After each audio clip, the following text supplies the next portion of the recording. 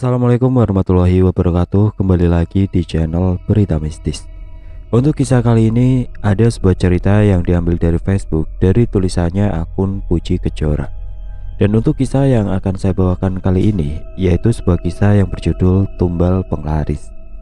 Sebelum kita masuk ke ceritanya, tekan dulu tombol like video ini dan jangan lupa tekan juga tombol subscribe channel ini. Dan nyalakan juga lonceng notifikasinya agar tidak ketinggalan cerita-cerita baru dari channel ini. Dan bagi teman-teman yang ingin membaca langsung ceritanya, nanti silakan saja kunjungi linknya yang nanti akan saya sertakan di kolom deskripsi. Dan seperti apa untuk kisah kali ini? Langsung saja kita simak berikut ini.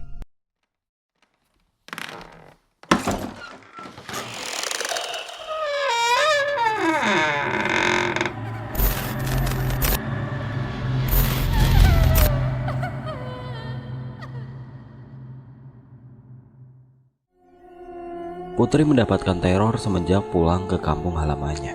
Apakah yang sebenarnya terjadi?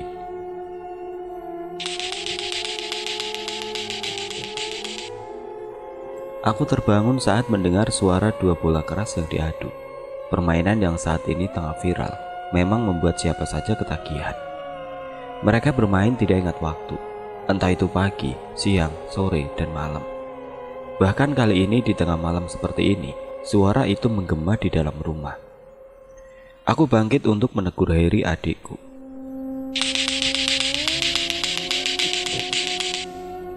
Hanya suara itu yang sekarang terdengar di telinga. Di belakang rumahku ada sumur yang digunakan untuk kami mencuci baju dan juga piring. Di sekitar sumur masih berupa kebun pisang dan kelapa.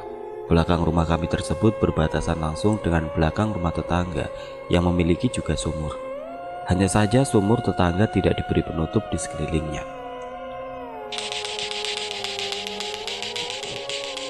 Suara itu terdengar lagi, kali ini dengan intonasi yang cepat. Si pemain lato-lato itu pastilah sudah ahli. Aku kembali mengedarkan pandang dan melihat seorang anak kecil berdiri membelakangiku di bawah pohon pisang yang ada di belakang sumur tetangga. Ketemu, aku segera mendekatinya. "Dek, jam segini masih main lato-lato? Udahan ya, sana masuk ke rumah." Kini jarak di antara kami hanya beberapa langkah. Tanganku terulur untuk meraih pundaknya. Dingin. "Dek, udah malam, pulang ya." Si pemain lato-lato berhenti. Entah kenapa mendadak suasana menjadi sangat hening. Gemerisik daun pisang yang saling bergesekan membuat bulu romaku meremah. Kepala sosok anak kecil itu bergerak. Perlahan dia hendak menoleh. Namun tiba-tiba saja ada yang menepuk bahuku. Seketika jantungku berpacu cepat. Aku pun menoleh. "Kamu ngapain di sini, Put?" Ternyata ibu. Bahuku luruh karena lega ternyata hanya ibu. "Ini Bu, anak ini." Aku menoleh ke arah anak kecil tadi. Kosong. Aku celingukan mencari kemana anak tadi pergi. Semestinya jika dia berlari, aku akan mendengar suara langkah kakinya. "Kamu nyari apa, Putri?" "Tadi ada anak kecil di sini, Bu, lagi main lato-lato." Ibu melirik ke belakang tubuhku. Dia menggeleng. "Gak ada siapa-siapa. Anak kecil yang mana?" Aku hanya menggedikan bahu. Lalu ibu mengajakku kembali masuk ke rumah. Saat akan menutup pintu belakang, aku melihat anak kecil itu lagi masih di tempat yang sama sembari bermain lato-lato. Bulu Roma kembali meremang. Dengan cepat aku membanting pintu dan menguncinya. "Putri, apa-apaan sih? Kenapa dibanting gitu pintunya?" Aku tidak mampu menjawab. Suara lato-lato itu memegahkan telinga. Aku memilih melewati ibu yang masih berdiri di dapur dan masuk ke kamar, lalu mengunci pintunya. "Tolong." Aku menutup telinga dengan bantal. Suara itu kini seolah berada dekat dengan telinga. Sebisa mungkin aku membaca ayat-ayat pendek yang pernah diajarkan guru mengajiku dulu. Sayangnya hafalan itu sekarang menguar entah kemana. Bibirku yang terus membaca ayat tiba-tiba keluh saat mendengar kembali suara lato-lato tersebut. Kini suaranya menggema di dalam kamar. Aku pun memejam, berusaha untuk tidur, tetapi mata ini seolah enggan terpejam. Aku berharap agar aku pingsan, tetapi sepertinya itu mustahil. Ya Tuhan, kenapa lato-lato kini menerorku?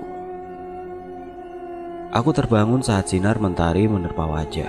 Rasa hangatnya membuatku seketika beranjak dari ranjang. "Ibu, kenapa ibu nggak bangunin Putri?" "Siapa bilang ibu nggak bangunin? Ibu udah bangunin Mbak Putri sejak subuh. Tapi Mbak Putri aja yang kalau tidur udah kayak kebo," sahut Heri yang baru keluar dari kamar mandi sambil masuk ke kamarnya. Ibu tersenyum. Aku melirik jam dinding yang sudah menunjuk angka 7. Bergegas aku ke kamar mandi untuk membersihkan diri. Tiba-tiba saja aku teringat dengan sosok anak kecil yang semalam menggangguku dengan lato-latonya. Wajahnya seperti tidak asing, tetapi aku lupa dia siapa. Dan lagi, setelah bunyi lato-lato itu terdengar bisikan kata tolong. Apakah mungkin sosok itu sebenarnya sedang meminta tolong? Selesai membersihkan diri, aku segera mengganti pakaian dan membantu ibu di dapur. Namun ternyata ibu sudah selesai mempersiapkan sarapan. Sepiring nasi goreng yang masih mengepulkan asap tersaji indah di meja makan. Seketika perutku keroncongan, apalagi ketika aroma bawang putih bercampur dengan aroma telur orak-arik yang khas membuat cacing di perutku merontah. Ingin segera melahap habis nasi goreng tersebut. Selepas sarapan, aku mengajak Heri untuk berkeliling kampung. Kebetulan hari ini hari Minggu. 5 tahun yang lalu aku keluar dari kampung halaman untuk merantau di kota. Hasilnya lumayan, bisa untuk menyekolahkan Heri, adikku satu-satunya. Dan sekarang aku terpaksa pulang ke kampung karena tempatku mencari nafkah tidak mampu lagi membayar pekerja. Kami berjalan beriringan keluar rumah. Saat di halaman, aku melirik rumah sebelah, rumah sederhana milik Pak Gio. Itu masih rumah Pak Gio kan?" tanyaku sembari menunjuk rumah sederhana tersebut. "Iya masih. Emang kenapa Mbak?" ujarnya balik bertanya. "Kok sepi?" "Ya sepi lah." "Kok gitu? Emang mereka kemana?" "Pak Gio buka toko sembako di ujung kampung. Masa Mbak Putri nggak tahu? Kan waktu kesini ngelewatin." Aku menonyor pelan kepala Heri. "Bahkan lewat pakai ojek. Mana tahu itu toko punya Pak Gio." Mbak Putri." Mulut Heri maju 5 cm. Kami terus berjalan sampai ke jalan yang ada di depan rumah. Dari kejauhan aku melihat seorang perempuan yang berjalan menuju ke arahku. "Itu siapa, Her?" tanyaku penasaran, sebab aku seperti mengenal wajah perempuan itu. "Itu," tunjuknya. "Itu Mbak Sari." "Sari anaknya Pak Gio?" Heri mengangguk. Aku tersenyum saat Sari semakin mendekat ke arah kami. Namun saat melihatku, wajah Sari mendadak berubah. Dia seolah menghindari tatapanku. Sari. Aku meraih lengannya yang terus saja berjalan hendak masuk ke halaman rumahnya. "Sari, kamu gak inget aku toh? Ini aku Putri." Sari hanya mengangguk. "Aku inget Put." Aku memandang Sari dari ujung kepala sampai ke ujung kaki. Benar-benar berubah. Sari yang dulu aku kenal terlihat lebih berisi dan ceria. Sementara kini, dia terlihat lebih kurus dan wajahnya murung.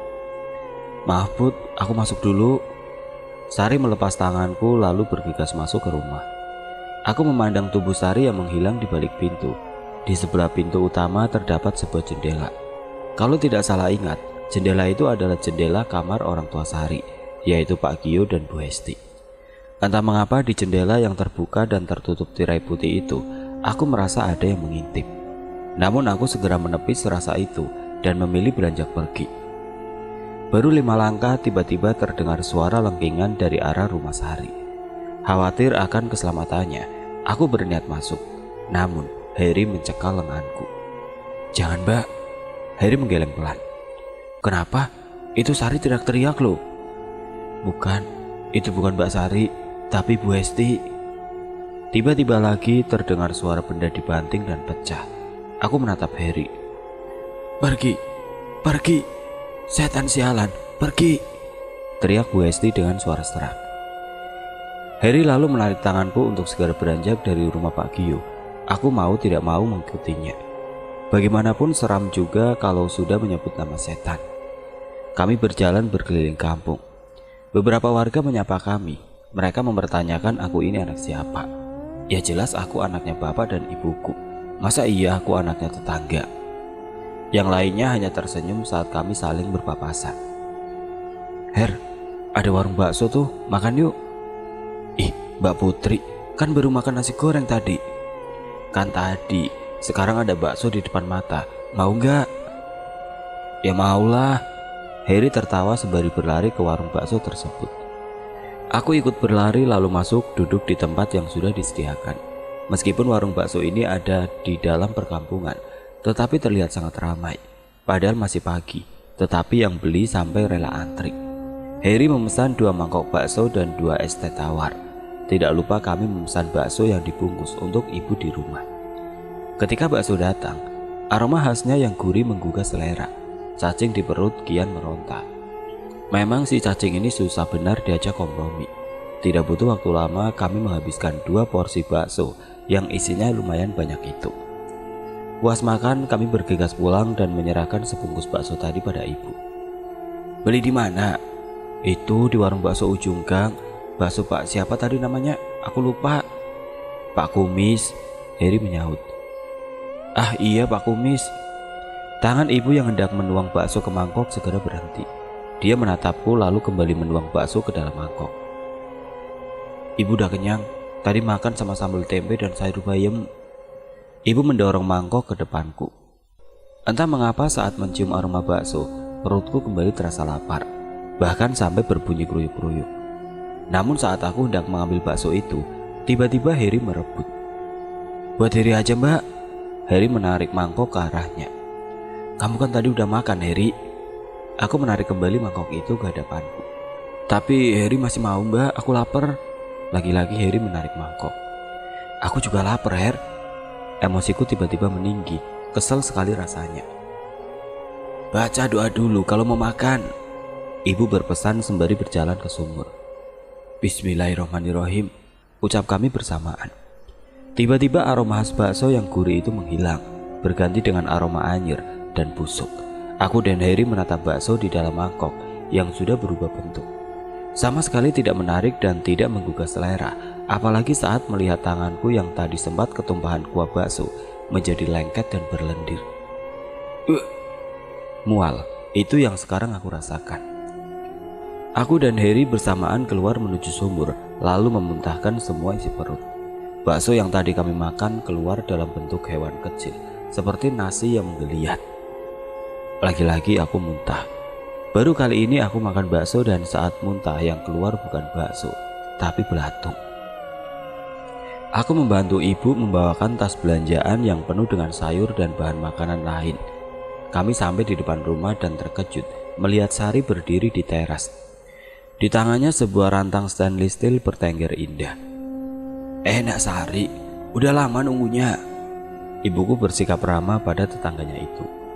Enggak juga bule. Ibu melewati Sari dan membuka pintu rumah. Masih pukul 9, Heri masih di sekolahnya, sehingga rumah terpaksa dikunci. Ayo masuk nak. Ibu mempersilahkan Sari untuk masuk saat pintu terbuka. Gak usah bule, Sari hanya mau kirim ini saja. Kebetulan Sari masak banyak sekali, takut gak habis. Aku menerima rantang pemberian Sari. Wah, dari aromanya sepertinya enak nih. Sari hanya tersenyum.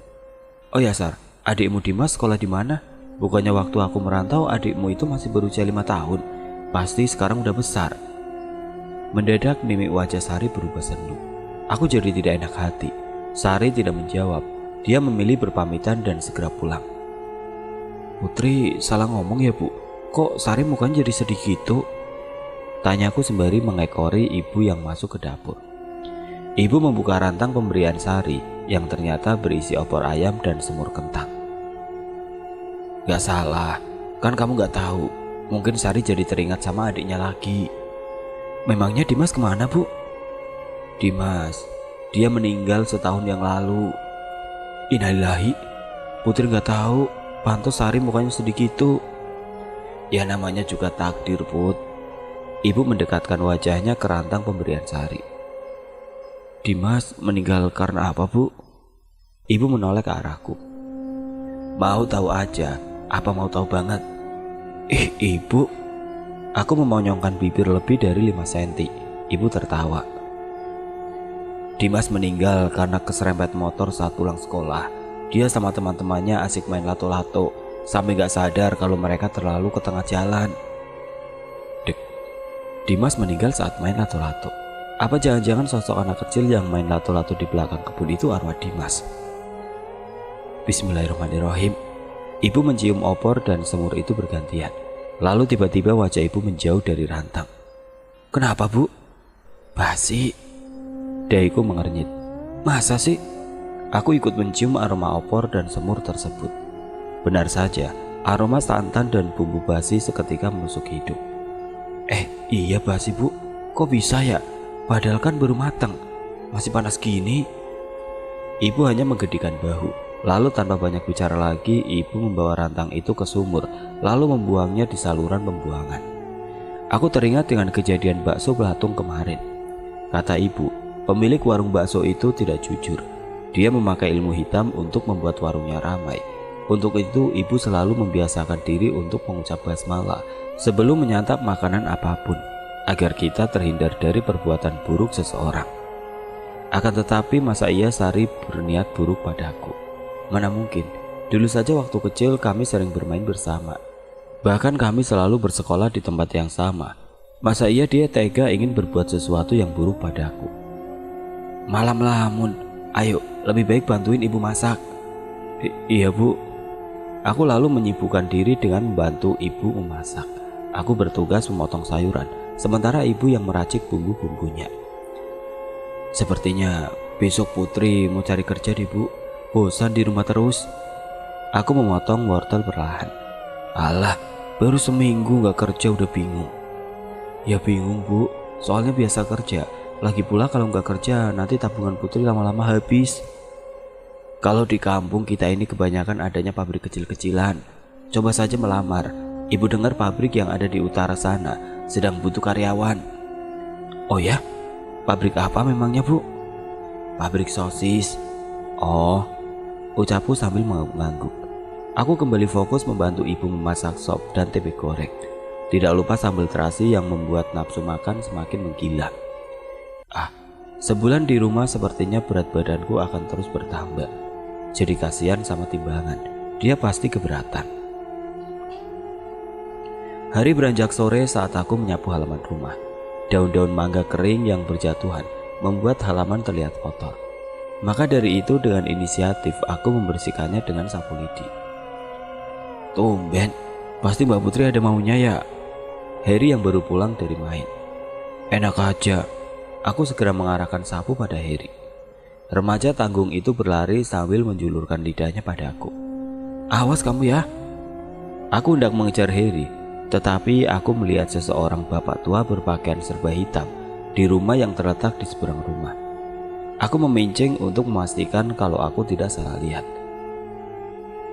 Seminggu di kampung, rumah di seberang rumahku itu selalu terlihat sepi. Bahkan jika malam terlihat gelap. Hanya ada lampu kuning 5 watt yang menerangi halaman rumah itu. Lihat siapa, Put? Tiba-tiba ibu sudah ada di sampingku. Ibu, itu siapa, Bu? Aku menunjuk ke bapak itu dengan dagu. Takutnya dia tersinggung jika aku menunjuknya dengan jari.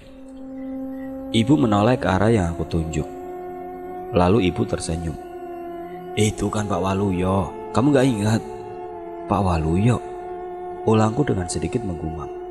Pak Waluyo yang dulu sering nganterin Putri ngaji di rumah Kiai Abdul. Iya, siapa lagi? Aku kembali melirik ke arah Pak Waluyo. Tatapannya lekat ke arahku, tetapi tanpa ekspresi. Wajahnya sangat datar. Aku mencoba tersenyum saat mata kami tidak sengaja bersiborok. Namun Pak Waluyo memalingkan wajah, lalu masuk ke rumah. Aneh.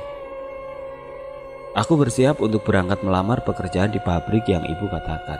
Setelah merasa rapi, aku bergegas keluar kamar dan sarapan bersama ibu dan Heri. Mbak Putri mau kemana? Rapi amat. Heri bertanya sampai nasinya meloncat keluar. Aku menepuk tangan. Jorok, ditelan dulu baru ngomong. Heri susah payah menelan nasi yang baru dia suapkan ke mulut, lalu mengulangi lagi pertanyaannya. Mbak Putri mau kemana? Tumben udah rapi, biasanya masih tidur. Cari kerja, bosan di rumah terus. Ketemunya kamu lagi. Aku menggigit tempe goreng buatan ibu. Jangan gitu, nanti kangen. Heri nyengir. Aku mengacak rambut adik yang kadang nyebelin itu sampai rambutnya berantakan. Harry berontak, tangannya terulur hendak mengacak rambutku, tapi aku berhasil menghindar. Imbasnya, tangan Harry justru menyenggol gelas hingga gelas itu terjun bebas dari meja lalu ambyar. Aku dan Harry saling pandang. Tuh kan, bercanda terus sih. Bisa nggak sih kalau lagi makan itu diam? Ibu mulai mengomel. Maaf bu. Aku dan Harry mengucap maaf dengan wajah semelas mungkin. Aku hendak bangkit untuk membersihkan serpihan gelas yang berserak di bawah. Namun ibu melarang. Dan ibu juga yang akhirnya turun tangan membersihkannya. Duh, maafkan kami bu. Saat membersihkan pecahan gelas itu, tiba-tiba ibu berteriak. Aku dan Harry segera turun dari kursi dan memeriksa keadaan ibu yang berjongkok di antara kami. Ibu gak apa-apa. Harry meraih tangan ibu. Terlihat cairan kental berwarna merah mengalir dari sana. Gak apa-apa, cuma luka gores sedikit. Udah ibu istirahat aja, biar Putri yang beresin. Aku menuntun ibu kembali ke kursinya, sementara Harry meraih kotak obat di atas lemari piring. Aku lalu membersihkan pecahan gelas itu dengan berhati-hati. Setelahnya aku kembali menikmati sarapan. Aku dan Harry bersiap keluar rumah. Jarak rumah dengan sekolah Harry tidak terlalu jauh, sementara jarak rumah dengan pabrik yang mau aku datangi terbilang lumayan. Kamu naik apa nanti Put? Tanya ibu. Nanti Putri jalan bareng Harry sampai pertigaan. Harry ke kiri, Putri ke kanan ke arah jalan besar. Ya sudah, hati-hati. Aku mengangguk lalu meraih tangan ibu dan mencium punggung tangannya. Begitu pula dengan Harry, dia mengikuti gerakanku. Aku dan Harry berjalan beriringan. Lalu ketika baru sampai di depan rumah, tiba-tiba saja aku dikejutkan oleh kehadiran Pak Waluyo. Seketika langkah kakiku terhenti untuk sekedar menyapanya. Mari Pak, ucapku seraya mengangguk kecil. Pak Waluyo hanya menatapku dengan tatapan yang tajam. Entah mengapa aku merasa tatapan Pak Waluyo itu mengerikan. Jangan lupa berdoa dimanapun kamu berada. Setelah mengucapkan itu, Pak Waluyo berjalan masuk ke rumahnya. Mbak, Harry menepuk bahuku keras. Aku sampai mengadu lalu membalas tepukannya. Sakit tahu? Aku mengusap lengan yang ditepuk Harry. Mbak Putri ngapain malah berdiri di situ? Harry ajak ngobrol, ternyata Mbak Putri ketinggalan. Bukan ketinggalan, tadi Mbak ketemu sama Pak Waluyo, jadi Mbak berhenti dulu. Pak Waluyo? Harry melongok ke arah rumah pria paruh baya tersebut.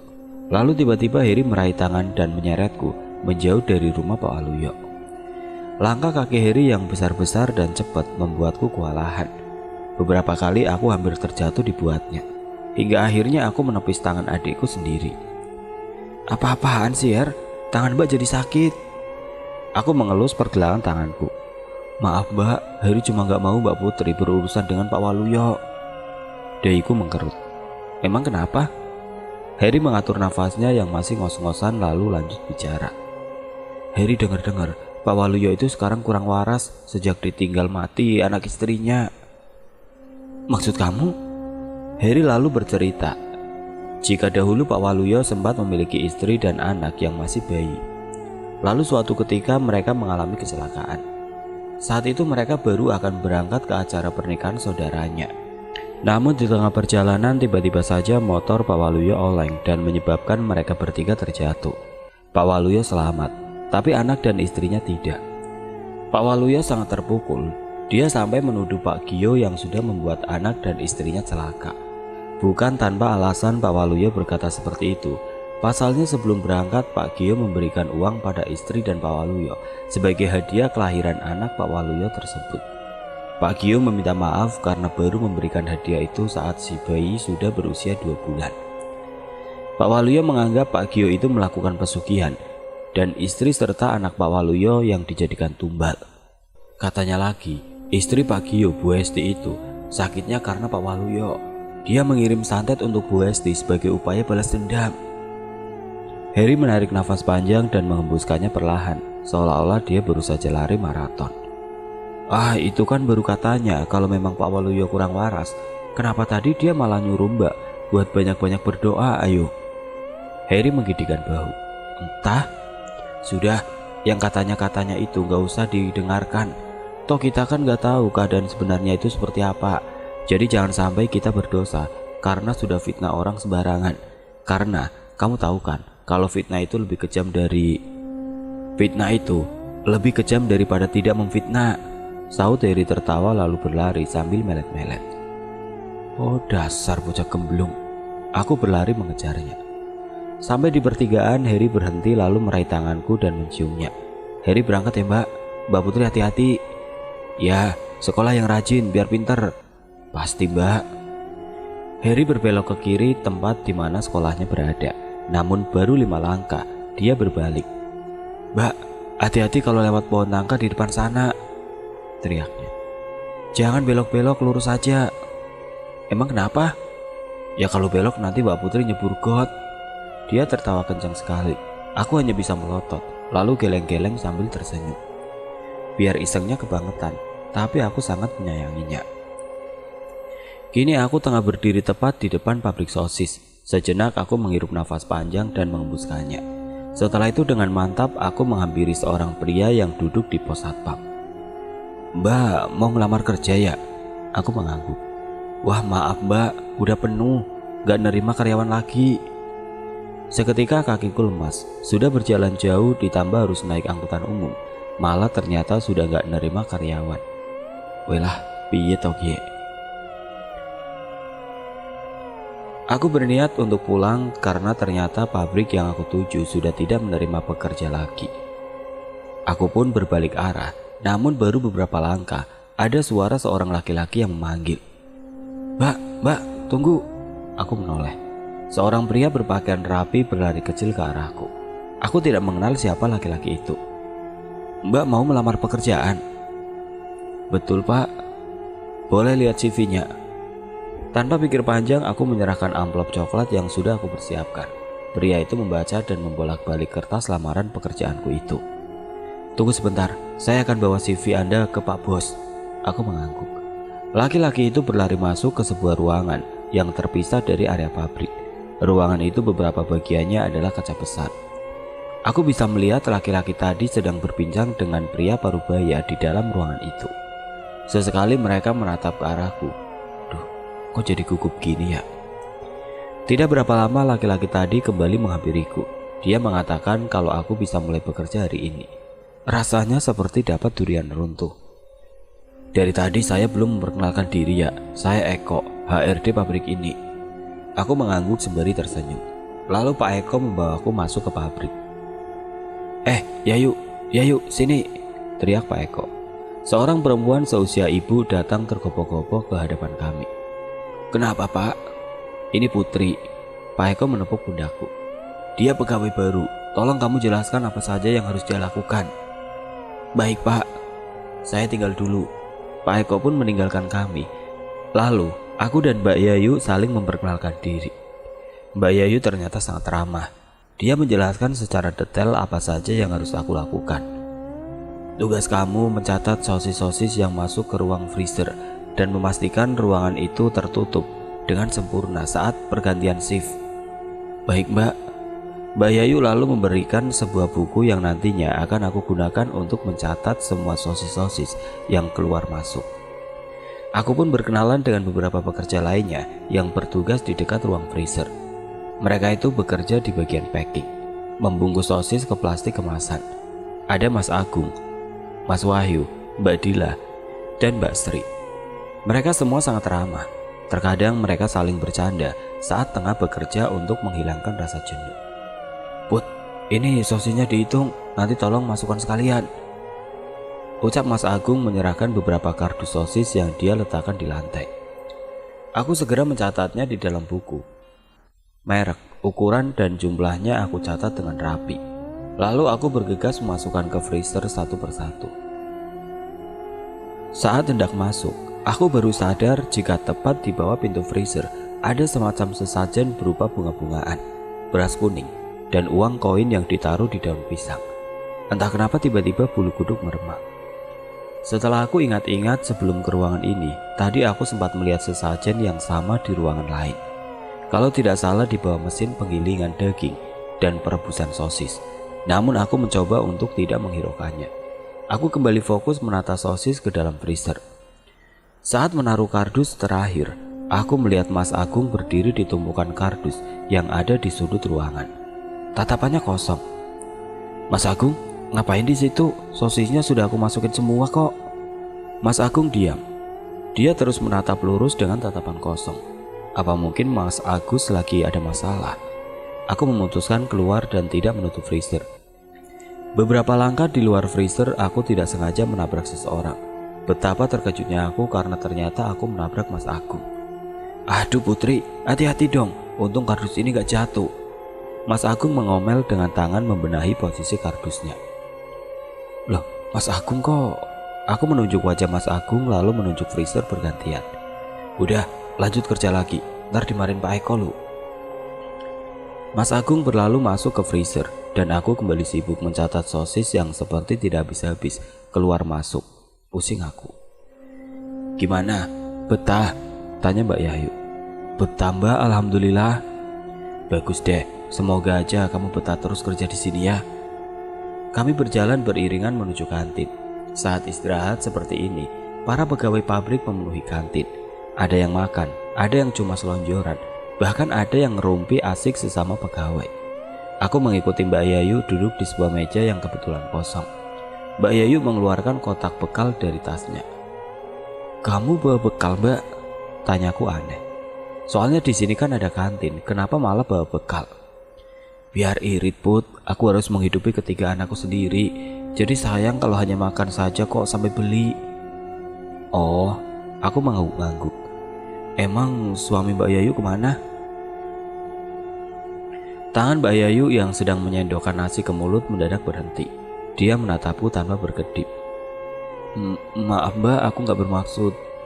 Belum selesai bicara tiba-tiba Mbak Yayu tertawa terpingkal-pingkal. Baunya bahkan sampai naik turun. "Takut amat Put." Mbak Yayu menggelengkan kepala.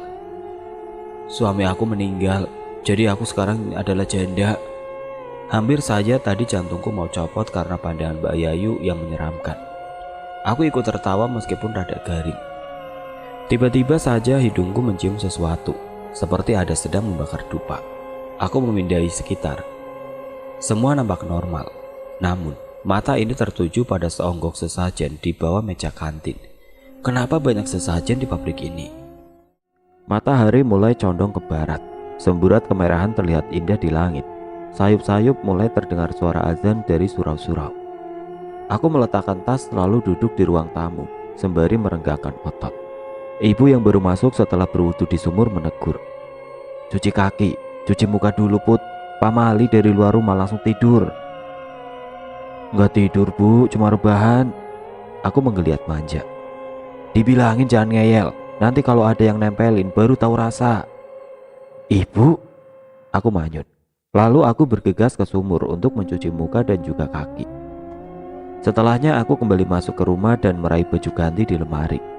Aku harus segera mandi sebelum malam menjadi kian pekat. "Bu, kenapa ya? Di pabrik banyak banget sesajen. Ada yang di tempat penggilingan, di tempat perebusan, sampai di freezer room." Aku mencomot pisang goreng buatan ibu sambil menonton TV.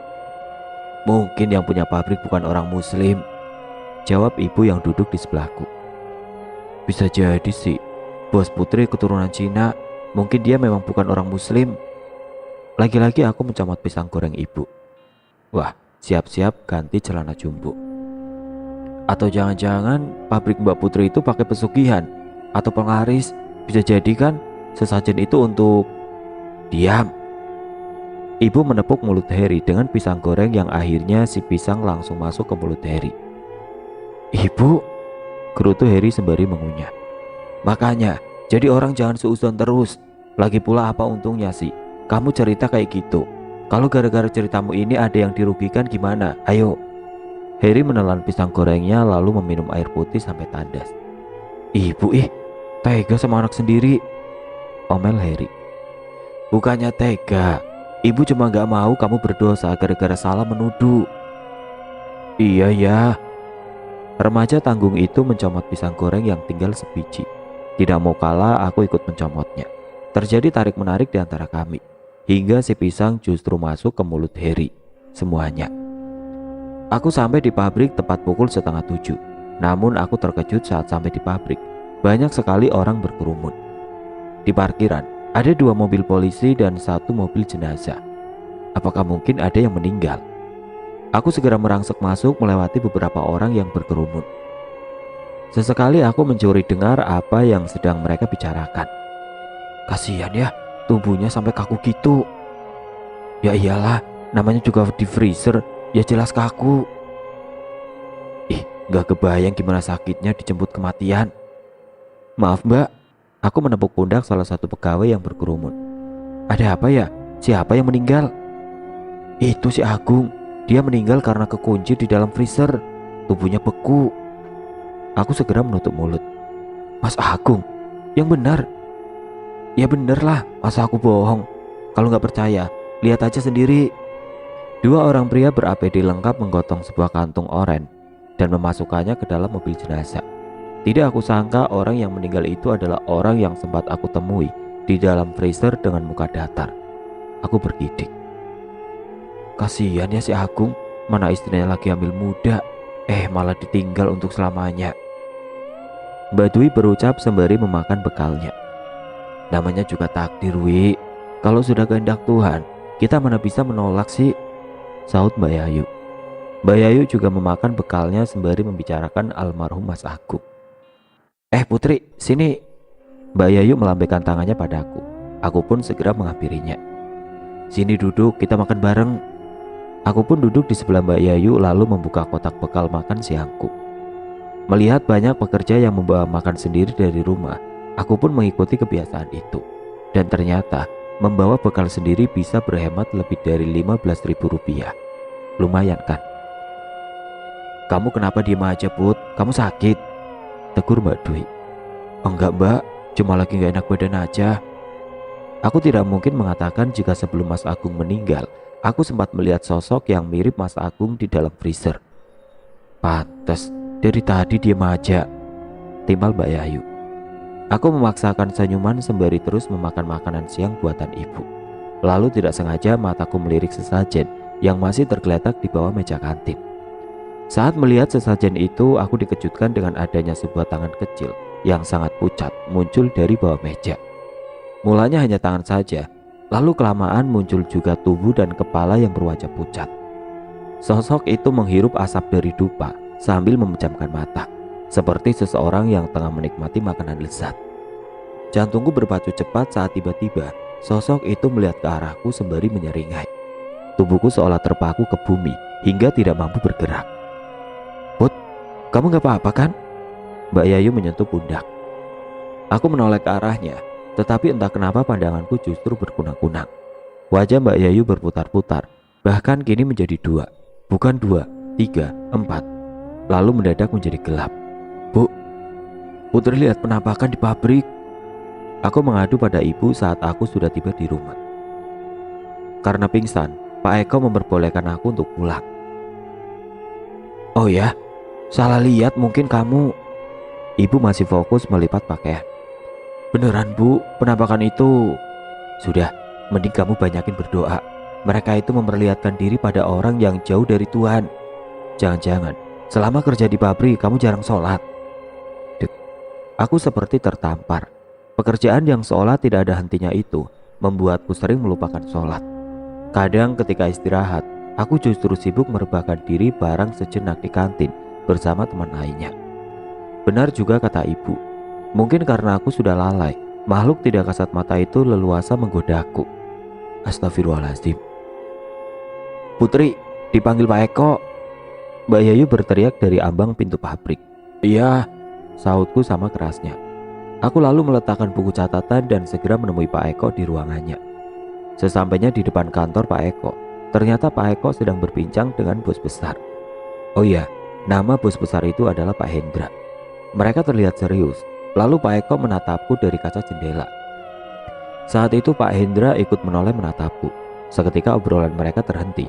Pak Hendra menunjuk wajah Pak Eko lalu menepuk meja hingga Pak Eko terlonjak.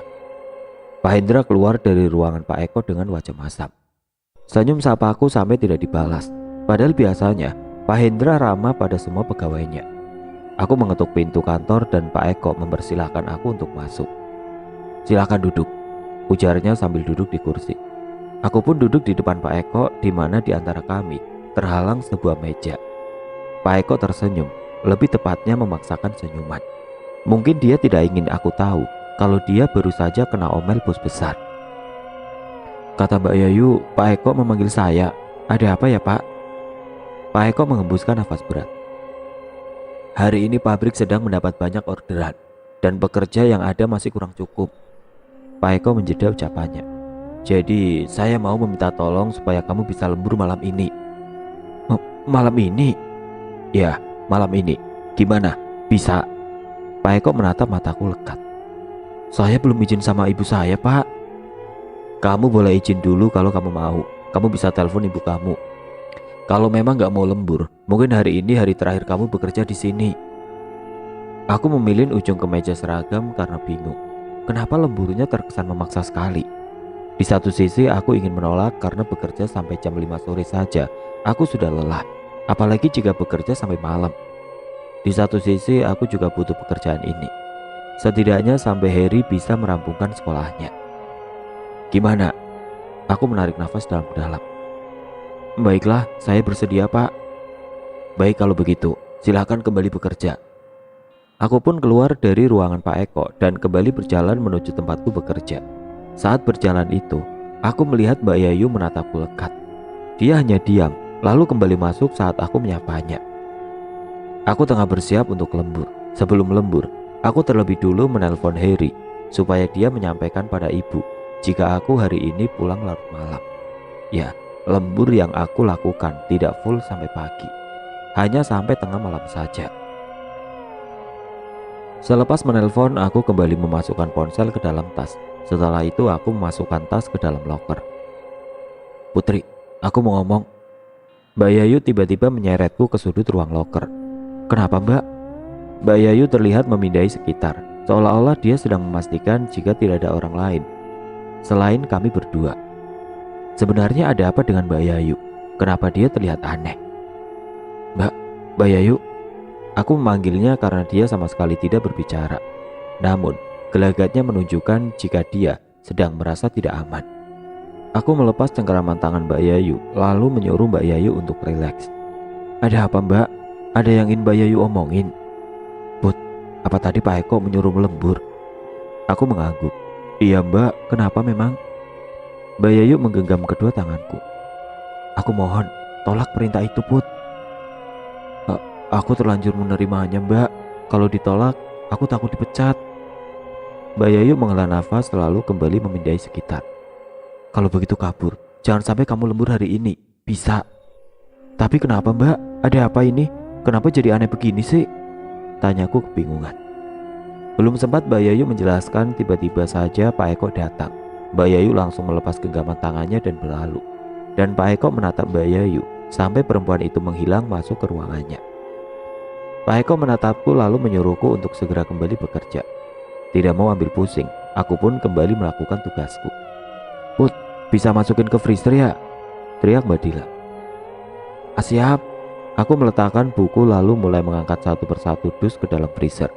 Hingga tiba-tiba salah satu dus terjatuh dan aku berusaha mengambilnya. Namun tanganku justru menyentuh sesuatu yang keras dan dingin. Bentuknya bulat dan sedikit kasar. Saat aku melihat sesuatu itu, mataku membulat. Itu kan sepatu yang sering dipakai Mas Agung. Aku segera mendongak dan terkejut melihat Mas Agung berdiri mematung di depanku. Tubuhku gemeteran saat teringat jika Mas Agung sudah meninggal. Ingin rasanya berlari, tetapi kaki ini seolah terpaku ke bumi. Bukannya lari, aku justru jatuh terduduk di depan sosok Mas Agung. Sosok Mas Agung itu hanya diam, tatapannya kosong, wajahnya sangat pucat. Perlahan dia menengok ke arahku. Bibirnya bergerak seperti mengucapkan sesuatu sembari menggeleng. Jika aku perhatikan, dia seperti berkata jangan. Sesaat setelah mengatakan itu, sosok Mas Agung berteriak seperti kesakitan. Lalu tubuhnya seperti ditarik ke belakang oleh sesuatu. Tangannya menggapai tanganku, seketika dingin menusuk tulang yang kurasa. Sempat terlihat bayangan sosok hitam di belakang sosok Mas Agung. Sosok bayangan hitam itu menarik tubuh Mas Agung hingga menembus dinding. Aku hanya bisa tercenung melihat kejadian di depanku barusan. Tubuhku masih bergetar karena ketakutan. Put, kamu ngapain? Seseorang menepuk pundakku. Aku segera menoleh dan bernapas lega saat melihat Mbak Dila. Dia menatapku dengan ekspresi keheranan. Mbak Dila? Sungguh, tubuhku sampai lemas, ingin bangkit tetapi kaki ini terasa lemas, sehingga Mbak Dila beranjak membantuku bangkit. Ya ampun Put, kamu pucat banget, kamu sakit? Enggak Mbak, aku nggak apa-apa. Mbak Dila memapaku keluar dari freezer dan mendudukkan aku di kursi yang tersedia di luar freezer. Dia lalu meraih air dalam botol mineral dan memberikannya kepadaku. Segera saja aku menghabiskan air dalam botol tersebut hingga membuat Mbak Dila keheranan. Astagfirullah, astagfirullah, ucapku begitu air dalam botol habis. Bibir yang tadi terasa keluh kini bisa berbicara dengan lancar. Kamu kenapa Put? Kok sampai delosor gitu? Aku gak mungkin bilang kalau aku bertemu hantunya Mas Agung. Bisa-bisa pabrik jadi kembar. Lagi pula kasihan juga sama keluarga Mas Agung jika mereka tahu Mas Agung jadi hantu. Put, Mbak Dila menepuk bahuku lagi. Mbak, itu aku cuma agak meriang. Tadi pas di dalam freezer kepalaku pusing. Ya ampun, untung kamu gak pingsan. Mbak Dila bangkit. Kamu di sini dulu ya, biar aku izinin ke Pak Eko. Kamu biar bisa pulang. Aku hanya bisa mengangguk dan menunggu kabar dari Mbak Dila. Apakah aku diizinkan pulang atau aku harus tetap bekerja? Tidak berapa lama Pak Eko datang bersama dengan Mbak Dila. Lalu Pak Eko menyuruh Mbak Dila kembali bekerja, sehingga hanya tinggal aku dan Pak Eko saja. Gimana Put? Kamu kenapa? Tanya Pak Eko dengan wajah khawatir. Maaf Pak, kepala saya pusing dan rasanya ingin selalu muntah.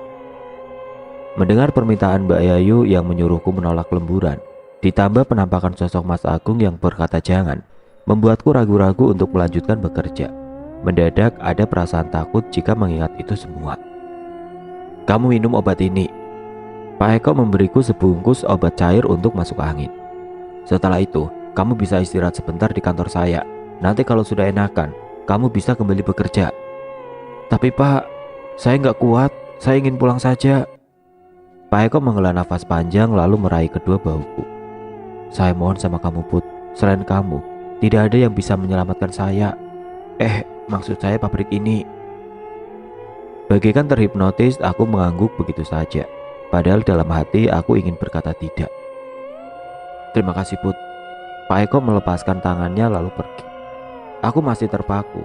Kenapa aku tadi mengiyakan sambil mengangguk? Tubuhku seperti ada yang mengendalikan. Aneh. Put, ayo pulang. Mbak Yayu menyeretku. Enggak Mbak, aku mau lembur. Aku gak mau dipecat.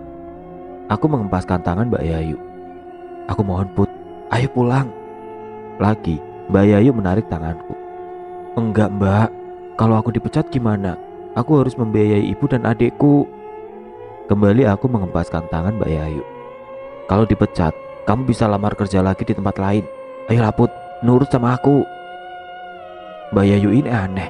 Dulu Mbak Yayu kan yang selalu bilang semoga aku betah di sini. Lalu kenapa sekarang Mbak Yayu ingin aku dipecat? Oh, atau jangan-jangan Mbak Yayu iri ya? Put, cukup Mbak, aku gak mau dengar apa-apa lagi. Pokoknya, aku akan tetap lembur. Aku meninggalkan Mbak Yayu dan kembali masuk ke pabrik.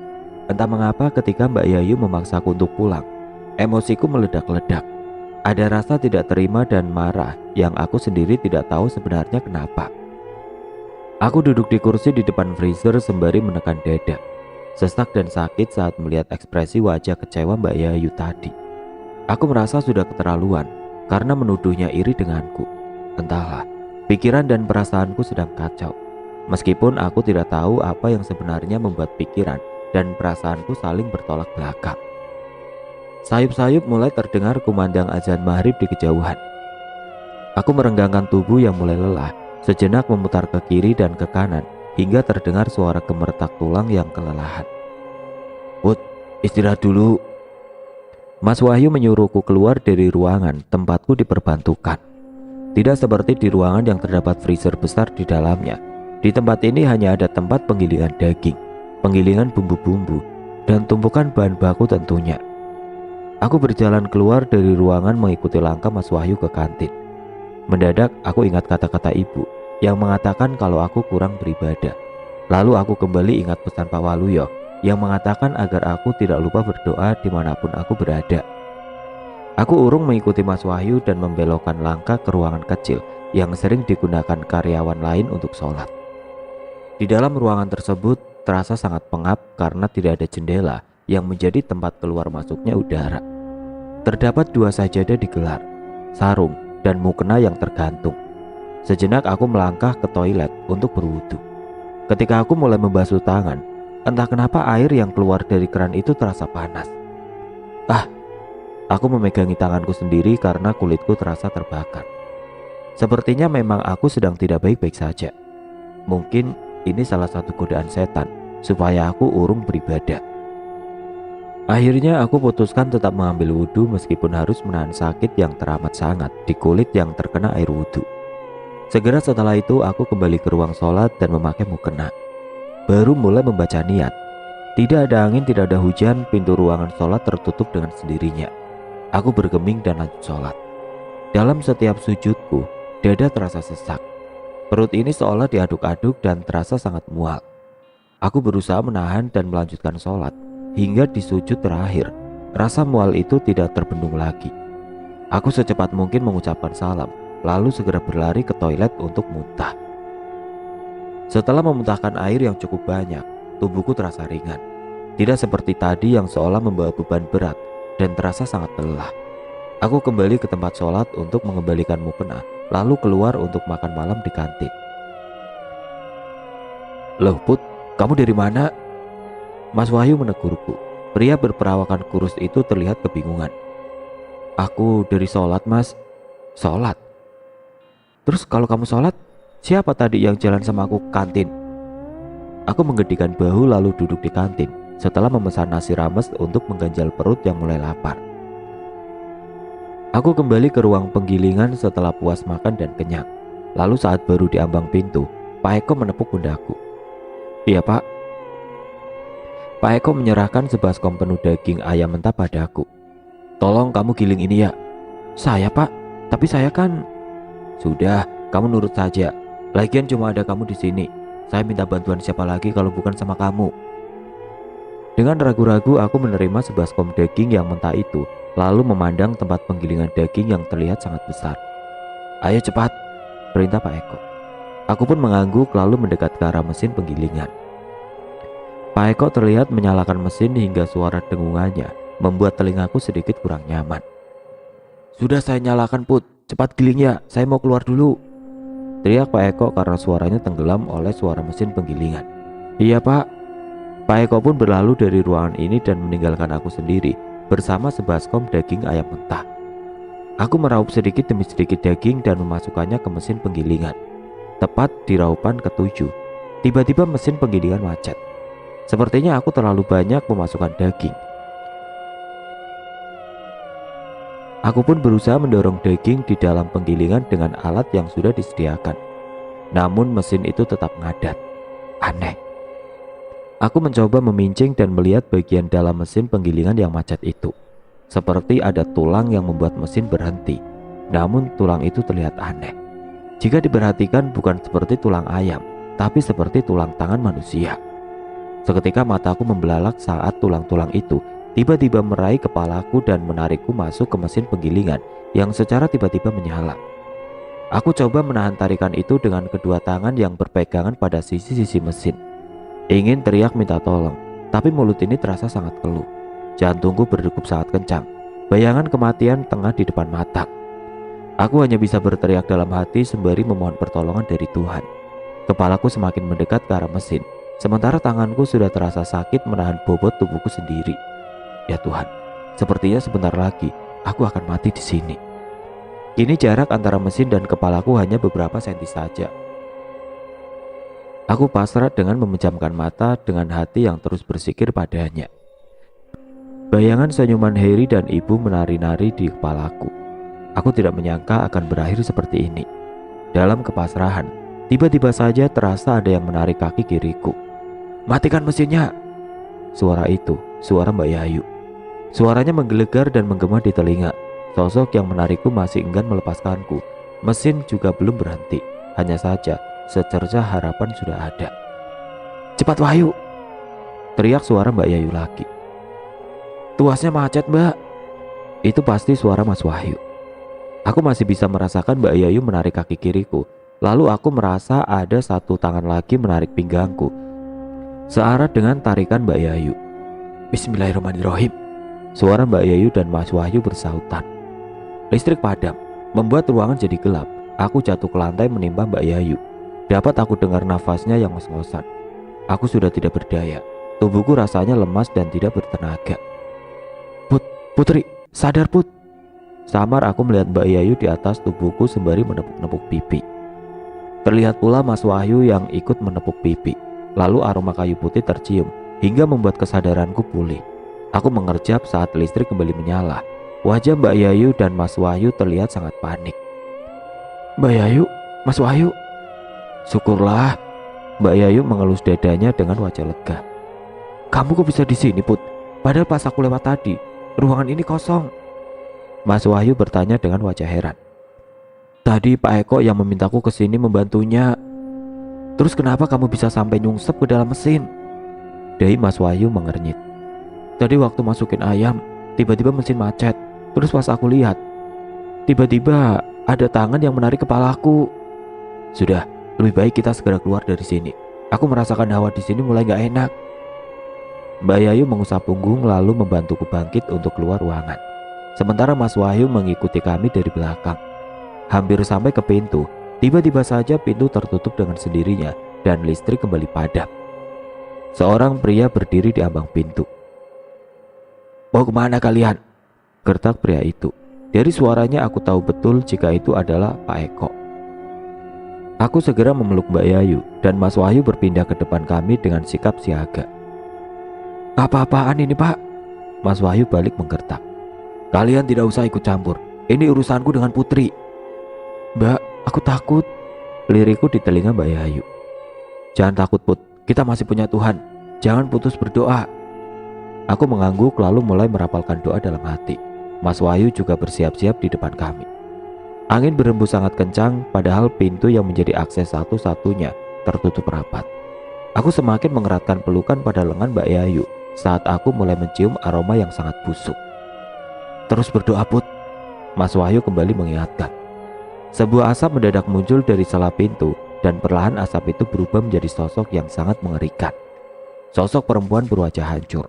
Kami serempak berjalan mundur. Serahkan dia padaku. Suara perempuan itu terdengar berat dan parau.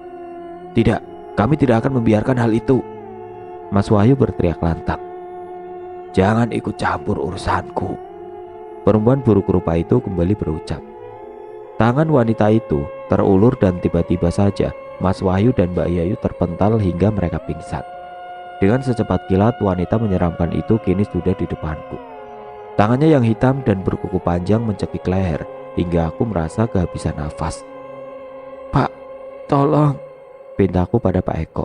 Maaf Putri, aku diperintahkan untuk ini. A'udzubillahiminasyaitonirrajim. Aku mencoba membaca doa sebisaku meski leherku tercekik. Dada ini sudah terasa sesak, kepala juga mendadak berat. Sosok di depanku menyeringai. Namun aku tidak putus asa dengan tetap merapalkan doa. Aku yakin Tuhan pasti bersama dengan hamba yang mempercayainya. Tidak lama cekikan di leherku mulai mengendur. Sosok di depanku melotot dengan kepala mengeluarkan asap. Sedetik kemudian, ia menutupi kedua telinganya sendiri. Hentikan, hentikan. Bukannya berhenti, aku justru semakin mengeraskan suara hingga sosok di depanku kini tidak berdaya. Hentikan. Kembali sosok itu berteriak lalu tubuhnya memudar kembali menjadi asap. Sebelum hilang sosok itu sempat berteriak. Aku tidak terima semua ini. Kau akan terima akibatnya. Sosok itu menunjuk Pak Eko. Tidak Nyai, jangan pergi. Lakukan tugasmu, teriak Pak Eko. Akan tetapi sosok yang dipanggil Nyai itu tetap menghilang. Tinggal Pak Eko dengan ekspresi ketakutannya. Pria itu lalu keluar dari ruangan dengan berlari. Aku menghampiri Mbak Yayu dan Mas Wahyu, mengguncang tubuh mereka dan menepuk-nepuk pipi mereka. Mas, Mbak, bangun. Mata Mbak Yayu mengerjap lalu terbelalak saat melihatku. Dengan segera dia bangkit dan duduk. Mana sosok tadi? Mbak Yayu celingak-celinguk. Sosok itu sudah pergi, Mbak. Giliran Mas Wahyu yang siuman dan langsung duduk sembari menekan pangkal hidungnya. Kamu gak apa-apa, Put? Mas Wahyu menangkup wajahku. Aku gak apa-apa, Mas. Kami bertiga bangkit saat terdengar teriakan histeris di luar. Kami sejenak saling pandang lalu bergegas menghampiri sumber suara. Aku, Mbak Yayu dan Mas Wahyu memberhentikan langkah di halaman depan pabrik. Beberapa pegawai yang lembur berkumpul di sana. Beberapa ada yang menangis, ada pula yang bergidik ngeri. Kami segera merangsek maju untuk melihat apa yang sebenarnya terjadi. Ketika kami sampai, mata kami membulat lalu saling pandang tidak percaya. Di halaman pabrik, Pak Eko tergeletak di tanah dengan tubuh bersimbah darah. Matanya membelalak lebar, kepalanya pecah, dan tulang kakinya terlihat keluar. Aku menutup mulut yang hendak muntah. Itu kenapa Pak Eko seperti itu? Tanya Mbak Yayu pada seseorang di kerumunan. Dia bunuh diri loncat dari atas gedung. Mbak Yayu lalu menatapku dan menyeretku menjauh. Mas Wahyu yang melihat kami pergi ikut beranjak. Sekarang kamu tahu kan kenapa aku melarangmu menuruti perintah Pak Eko? Kamu itu mau dijadikan tumbal, bisik Mbak Yayu. Mataku membulat. Tapi kenapa aku, Mbak? Terus kenapa justru Pak Eko yang tewas, bukan pemilik pabrik? Karena kamu memiliki semua syarat yang akan dijadikan tumbal, sahut Mas Wahyu. Dan sebenarnya Pak Eko tadi adalah orang yang ingin ditumbalkan oleh pemilik pabrik. Dia selamat karena menyerahkan temannya yang memiliki weton sama dengannya sebagai ganti supaya dia tetap hidup. Itulah kenapa saat setan itu tidak berhasil mengambil nyawamu, dia berbalik mengambil nyawa Pak Eko. Aku bergidik mendengar penjelasan Mbak Yayu. Di zaman yang sudah secanggih ini, masih saja ada orang yang berpikiran sempit dengan menyekutukan Tuhan. Amit-amit jabang bayi. Jangan sampai aku bertemu dengan orang seperti itu lagi. Terus sekarang kita harus gimana, Mbak? Mas, tanyaku bingung. Kita kan terlanjur tahu kalau pabrik ini memakai ilmu hitam supaya laris. Mau gak mau kita harus keluar. Kamu mau dijadikan tumbal lagi? Ujar Mas Wahyu. Aku menggeleng cepat. Enak saja. Mana mau aku dijadikan sebagai budak iblis. Tanpa pikir panjang lagi, kami segera keluar dari pabrik dan pulang ke rumah masing-masing. Aku bersyukur karena tadi Mbak Yayu dan Mas Wahyu datang tepat waktu. Kalau tidak, mungkin aku sudah berpindah alam. Sesampainya di rumah, ibu sudah menunggu di depan pintu. Tiba-tiba beliau memelukku erat. Ya Allah, akhirnya kamu pulang, Nak. Kamu gak apa-apa kan, Put? Dari suaranya aku yakin ibu sangat khawatir. Iya, Bu, Putri gak apa-apa. Putri baik-baik saja. Tadi ibu dengar kalau di pabrik ada orang bunuh diri. Seketika ibu jadi ingat kamu. Putri gak apa-apa, Bu. Yang bunuh diri itu malah atasan Putri. Sengaja aku tidak memberitahukan ibu tentang kejadian yang menimpaku. Aku takut beliau justru kenapa-napa. Harry yang baru keluar dari kamar memandang kami bergantian. Memang Mbak Putri kenapa, Bu? Tanya Harry sambil mengucek mata. Gak apa-apa, sahutku saat ibu ingin mengucapkan sesuatu. Ibu lalu mengalihkan pandangannya padaku dan kusambut dengan gelengan kepala agar ibu tidak memberitahukan apapun pada Harry. Harry kembali ke kamar, lalu aku menarik ibu untuk duduk di ruang tamu. Putri mohon jangan katakan apapun pada Harry, Bu. Putri gak mau Harry kepikiran yang aneh-aneh. Iya maaf, tadi ibu malah mau cerita ke Harry. Aku hanya bisa tersenyum lalu beranjak ke kamar dan ibu juga masuk ke kamarnya. Saat ingin memejamkan mata, tiba-tiba aku mendengar suara permainan lato-lato yang terdengar sangat dekat.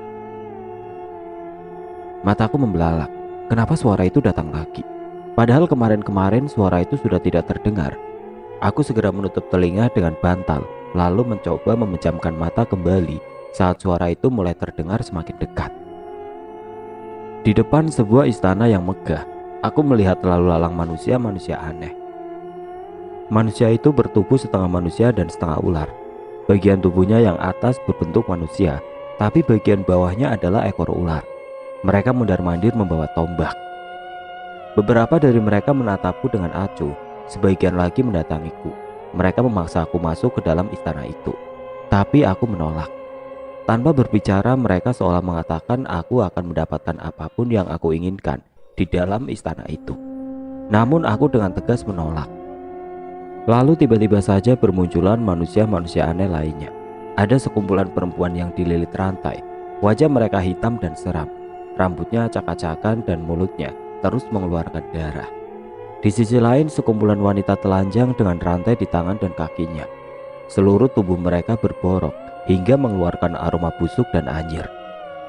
Di bagian lain anak-anak kecil dirantai dan dipaksa untuk mengangkut bebatuan besar. Anak-anak berwajah pucat itu menangis dan berteriak kelelahan.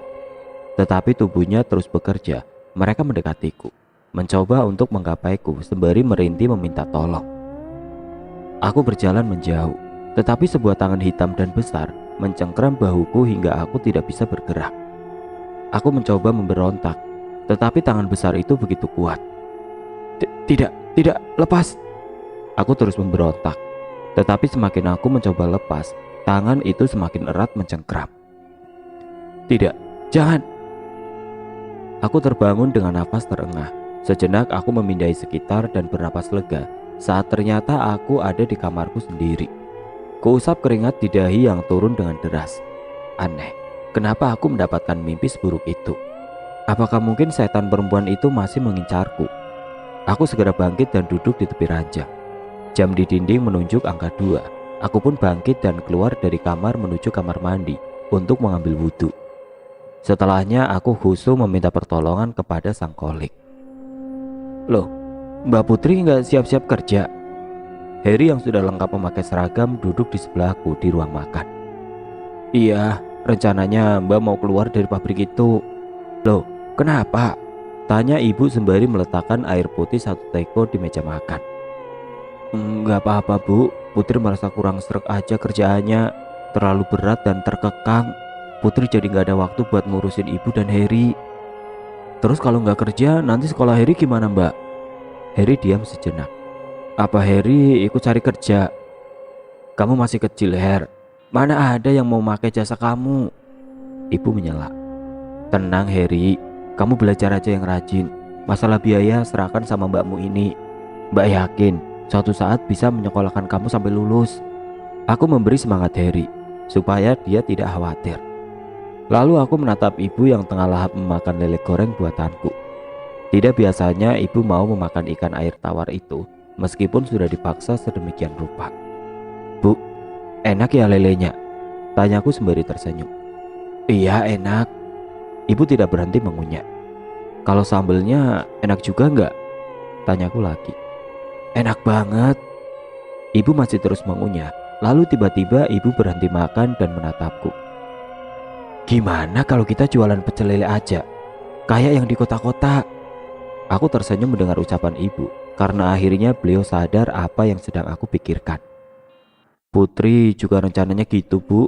Daripada kerja ikut orang, mending jualan, gak terkekang oleh siapapun. Tapi gimana dengan modalnya? Putri ada simpenan, kita pakai saja itu dulu. Ibu manggut-manggut lalu lanjut memakan makanannya. Aku pun melanjutkan memakan makananku. Malam harinya saat aku merinci apa-apa saja yang dibutuhkan untuk berjualan, telingaku kembali mendengar suara lato-lato di belakang rumah. Meskipun aku mencoba tidak mengindahkan suara itu, tetapi suara itu justru semakin terdengar jelas. Alam kita sudah berbeda, tolong jangan ganggu aku. Aku membatin lalu merapalkan doa. Suara lato-lato itu memang menghilang, namun tiba-tiba aku merasa kamarku sangat dingin. Aku ingat kalau kipas angin sudah aku matikan tadi, tetapi kenapa masih juga terasa dingin. Aku menoleh ke arah kipas angin. Terkejutnya aku saat mendapati wajah bocah laki-laki pucat hanya berjarak beberapa senti saja dengan wajahku. Matanya hitam legam, terpancar sebuah ketakutan dan kesedihan dari dalam bola matanya yang hitam itu. Lalu bibirnya bergerak hendak mengucapkan sesuatu. Tolong. Ya, dia meminta tolong. Minta tolong dari apa? Lalu siapa sebenarnya bocah itu? Aku sendiri tidak tahu siapa dia. Sepulangku kemari, aku belum pernah sekalipun melihat bocah lelaki hantu ini. Siapa kamu? Meskipun terbata, aku memberanikan diri menanyainya. Dia membisu lalu menghilang begitu saja, meninggalkan aku dengan segala pertanyaan di kepala. Kenapa harus aku? Mentari pagi telah menyingsing. Sinarnya yang hangat menembus ke dalam kamar melalui sela jendela. Aku menggeliat lalu beranjak turun dari ranjang. Hampir saja aku terjatuh saat sesuatu berbentuk bulat dan keras terinjak oleh kaki. Aku menunduk untuk meraihnya. Lato-lato, gumamku bingung. Aku membawa keluar benda yang sempat viral itu keluar kamar dan meletakkannya di meja makan. Lalu aku bersiap untuk mandi. Harry keluar dari kamar dengan seragam lengkap. Dia bersiap duduk di meja makan untuk sarapan. Matanya memperhatikan lato-lato yang aku letakkan di sana. Loh, Mbak Putri beri lato-lato? Dia nyengir. Ih, kayak anak kecil. Itu bukan punya Mbak. Aku menyambar handuk dan menyampirkannya di pundak. Kalau bukan punya Mbak Putri, lalu punya siapa? Lah, Mbak kira itu punya kamu tadi. Mbak nemu tergeletak di lantai kamar Mbak. Harry mengamati lato-lato itu dengan mendekatkan wajahnya. Dia mengernyitkan dahi, lalu sedetik kemudian matanya membulat, lalu mundur dengan tergesa sampai dia jatuh terjengkang. Harry, teriakku sambil berlari menghampiri dan membantunya untuk bangkit. Kamu ngapain sih pakai acara jatuh segala? Ucapku sesaat setelah Harry berhasil bangkit. Itu kan lato-lato Dimas. Harry menunjuk lato-lato tersebut. Seketika dahi ini mengernyit. Dimas, adiknya Sari. Harry mengangguk cepat. Namun aku sangsi itu milik Dimas. Bukankah yang memiliki lato-lato di desa ini banyak dan semua bentuk lato-lato itu sama? Dari mana kamu tahu itu punya Dimas? Bisa saja kan itu punya orang lain yang bentuk dan warnanya sama, kayak punya Dimas. Enggak Mbak, aku yakin betul itu punya Dimas. Aku pernah minjem lato-lato Dimas. Di lato-lato itu ada sebuah gambar yang dibuat oleh Dimas dengan spidol permanen. Aku meraih lato-lato itu dan mengamatinya. Benar juga, ada sebuah gambar ular di bola lato-lato tersebut. Ular. Mendadak aku jadi ingat dengan mimpiku waktu itu. Mimpi tentang manusia setengah ular.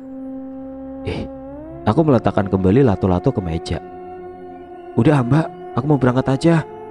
Harry melupakan nasi goreng di meja makan, lalu keluar rumah. Sarapan dulu Harry, teriakku. Namun dia hanya menggeleng sembari terus keluar dari rumah. Akhirnya aku memutuskan untuk mandi dan berencana untuk pergi ke pasar membeli segala sesuatu yang nantinya aku butuhkan untuk berjualan. Ketika aku sampai di pintu belakang, dan entah kenapa hati ini merasa ingin sekali melihat ke arah lato-lato itu. Dan saat aku melihatnya, 2 biji lato-lato itu tiba-tiba saja bergerak, lalu menggelinding ke bawah kakiku. Wah, setan! Aku berlari keluar rumah melalui pintu belakang, sampai menubruk ibu yang hendak menjemur cucian. Ya Allah Putri, sentak ibu. Kamu ngapain sih? Cucian ibu jadi jatuh kan? Ayo ambil. Aku hanya bisa meminta maaf sambil menjemput cucian ibu yang tercacar di tanah dan memasukkannya kembali ke ember lain. Alamat disuruh bilas lagi deh. Kamu ngapain lari-lari sambil teriak setan? Kalau gini, ibu jadi kerja 2 kali kan? Omel ibu. Maaf bu, tadi memang di dalam ada setan. Setan apa? Berpuluh tahun ibu tinggal di rumah ini, belum pernah sekalipun lihat setan. Bener bu, Putri gak bohong. Lalu aku menceritakan apa yang baru saja terjadi di dalam rumah. Ibu hanya tersenyum sambil menggelengkan kepalanya. Putri, udah besar masih juga takut sama setan. Tuh, lato-lato paling juga kena angin terus bergerak jadi menggelinding karena kamu naruhnya kurang ke tengah. Bisa jadi sih, tapi kalau kena angin masa iya gelindingnya bisa pas ke bawah kakiku. Udah, gak usah alasan. Cepat bilas cucian ibu yang udah kamu jatuhin. Ibu melenggang masuk ke dalam rumah. Tinggallah aku sendiri bersama dengan ember dan cucian kotor. Ini semua gara-gara lato-lato itu. Selesai membilas cucian, aku segera menjemurnya sekalian. Setelah itu baru aku masuk untuk mengganti pakaian dan bersiap ke pasar. Ayo bu, kita ke pasar cari bahan-bahan. Apa nggak terlalu cepat Put? Memang kamu sudah ada lokasinya. Aku menepuk jidat. Benar juga kata ibu. Harusnya aku cari lokasi dulu, bukan malah beli bahan dulu. Makanya, kalau mau memulai sesuatu itu, jangan gerusa-gerusu, jadi bubar nanti semuanya. Ibu masuk ke kamarnya lalu memakai jilbab biru yang menjadi warna favoritnya. Ibu mau kemana? Tanyaku heran. Mau cek lokasi, kamu ikut nggak? Lokasi apa, Bu?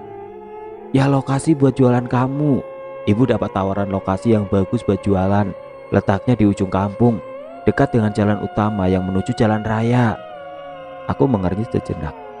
Jalan ujung kampung, yang ada bakso kumisnya itu. Ibu mengangguk. Aku kembali teringat dengan bakso yang beberapa waktu lalu pernah aku beli. Mendadak bulu romaku berdiri. Apa nggak apa-apa buka warung di sana, Bu? Aku takut nanti kalau warung kita justru... Nggak usah suuzon dulu. Lagian kita kan jual penyetan bukan bakso, sahut ibu sembari menyambar tas di atas televisi. Aku ikut menyambar tas lempang di belakang pintu kamar, lalu bergegas mengikuti langkah ibu. Kami terus berjalan hingga sampai ke tempat yang dituju.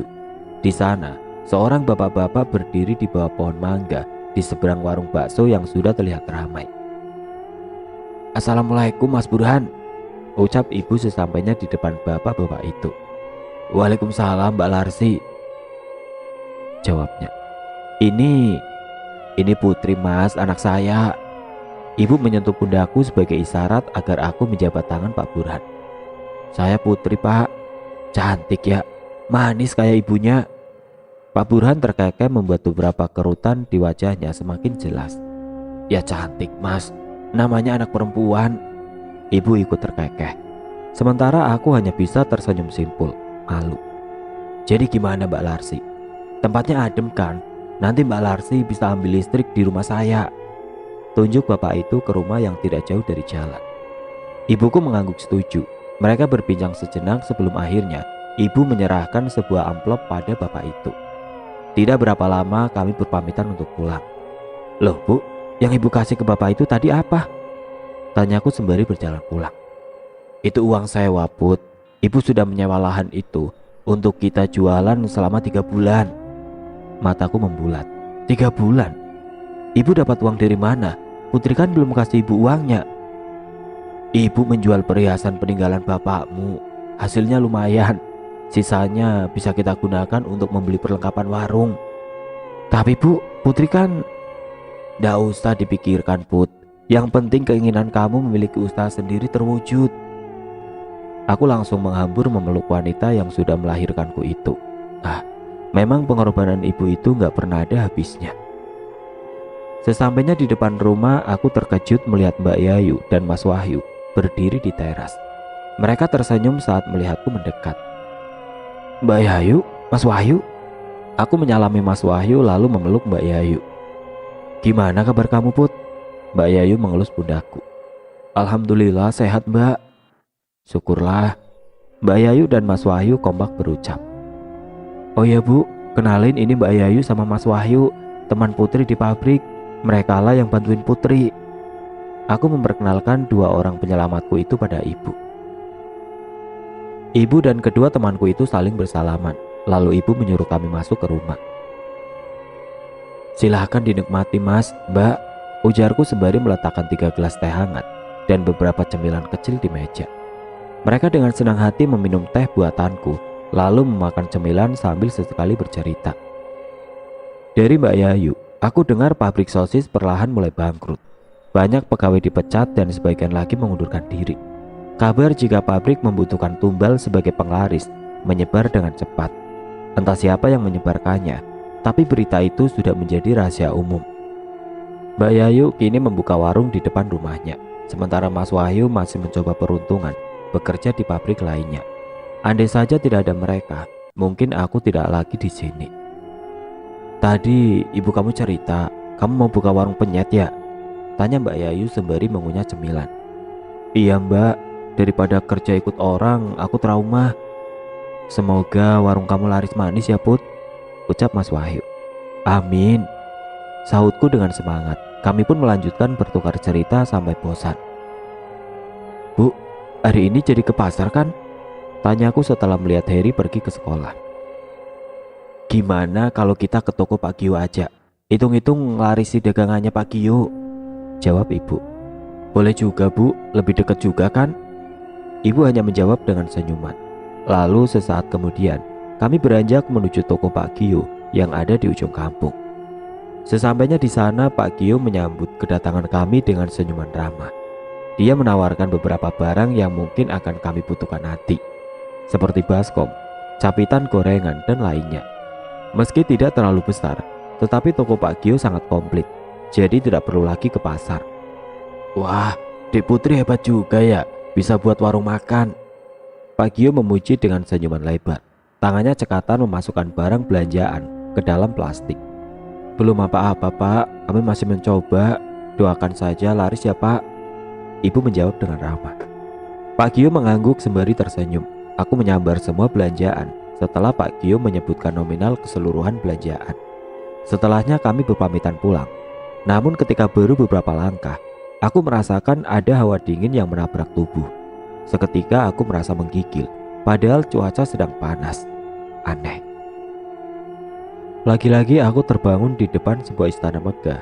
Istana yang sama seperti istana kemarin. Istana yang penuh dengan manusia-manusia aneh. Bedanya, kali ini mereka yang kemarin terlihat dirantai tidak ada lagi. Yang ada manusia-manusia setengah hewan terlihat masuk ke istana. Mereka semua terlihat senang. Mereka juga memakai pakaian dan perhiasan yang indah. Lalu suara alunan gamelan lirih terdengar. Aku yang masih berdiri di depan istana, tiba-tiba saja kini berdiri di sebuah kamar yang indah. Kamar dengan sebuah ranjang besar terbuat dari emas. Seluruh dinding dari kamar juga terbuat dari emas.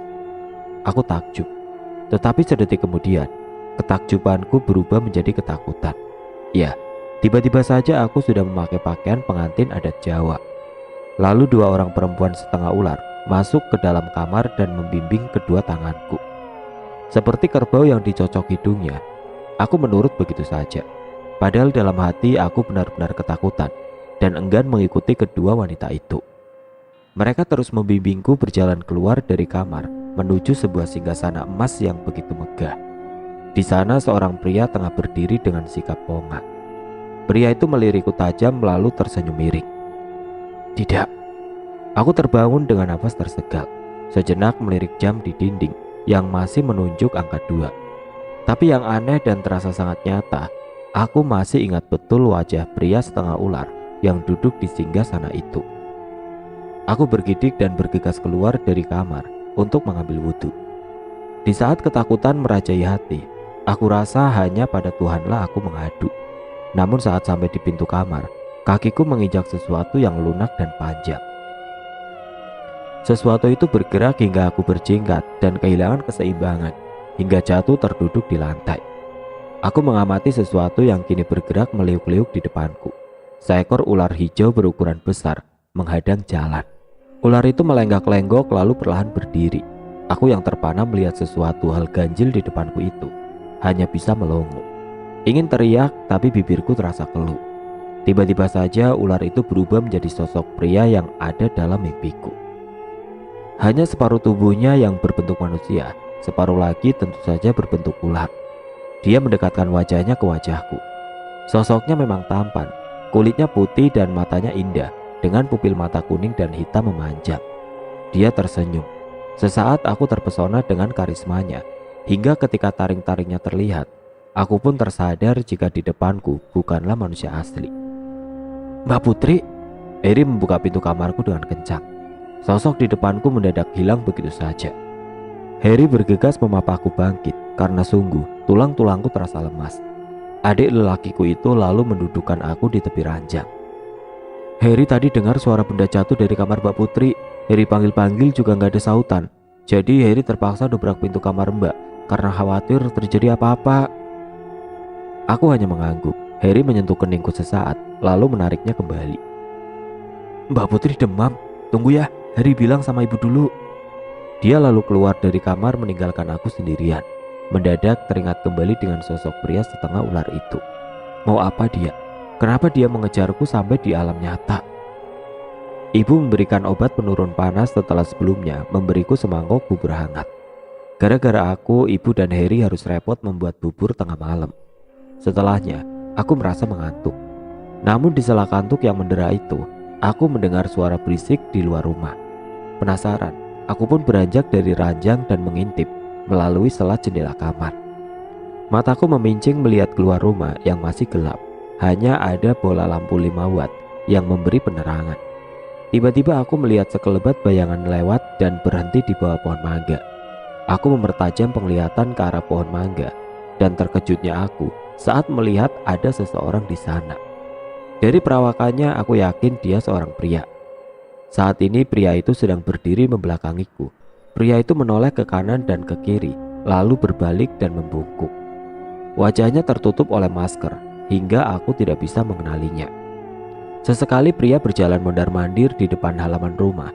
Aku terus mengamati sosok pria tersebut hingga dia selesai melakukan aksinya. Tidak berapa lama dia pun pergi. Selepas kepergian pria tersebut, aku merasa hawa di dalam rumah semakin panas. Aku melirik kipas angin di sudut kamar yang masih menyala. Aneh, bukankah seharusnya udara menjadi sejuk karena adanya kipas angin? Tetapi kenapa sekarang justru panas dan pengap? Aku sampai tidak tahan dan membuka jendela kamar dengan lebar. Terkejutnya aku saat jendela terbuka lebar. Sosok anak kecil yang sering bermain lato-lato itu sudah berdiri di sana. Wajah kami teramat dekat hingga aku tidak sempat menghindari tatapan matanya. Bahkan untuk berteriak saja, aku tidak sanggup. Entah karena tubuhku yang memang sedang lemah atau karena pengaruh obat, aku jatuh ke lantai. Pandanganku memburam, lalu hanya gelap yang terlihat. Aku membuka mata perlahan lalu mengerjap. Aku masih di kamar. Hanya saja sekarang aku diranjang. Bukankah seharusnya aku di lantai karena semalam pingsan? Atau apa yang terjadi semalam itu hanya mimpi? Kenapa rasanya masih berat? Dan tubuhku seperti baru saja kerja rodi. Pintu kamar terbuka. Seorang perempuan parubaya dengan pakaian khas dokter masuk dengan senyum terkembang, disusul oleh ibu dan Harry di belakangnya. Alhamdulillah, akhirnya kamu sadar, Put. Ibu bergegas menghampiri, disusul oleh perempuan berbaju dokter. Permisi, Bu, saya periksa anaknya dulu ya. Perempuan berbaju dokter itu mendekat, lalu tersenyum. Tiba-tiba saja aku melihat wajah wanita itu seperti diselimuti sisik berwarna hijau. Kontan aku merangsek ke sudut ranjang. Pergi, jangan ganggu aku. Aku mengibaskan tangan mengusirnya. Akan tetapi wanita itu justru semakin mendekat dengan seringai menakutkan di bibirnya. Taring-taringnya yang terlihat tajam nampak menyembul di antara bibirnya. Kau harus ikut aku, anak manis, ucapnya dengan terus menyeringai. Tidak, aku tidak mau pergi. Aku terus merangsek mundur sampai tidak dapat bergerak lagi karena terhalang dinding. Ibu terlihat kebingungan. Beliau ikut naik keranjang dan mendorongku agar mendekat ke arah wanita ular itu. Ayo Putri, diperiksa dulu sama Bu Bidan Eni. Enggak Bu, dia bukan bidan, dia siluman ular. Teriakku membuat dahi ibu mengernyit. Istighfar, Putri, istighfar. Ibu mengucap lenganku sembari mengucapkan istighfar agar aku mengikutinya. Tetapi entah mengapa telingaku justru sakit mendengarnya. Aku melihat pintu kamar yang terbuka. Sosok wanita ular itu mulai mengulurkan kedua tangan, hendak menangkapku.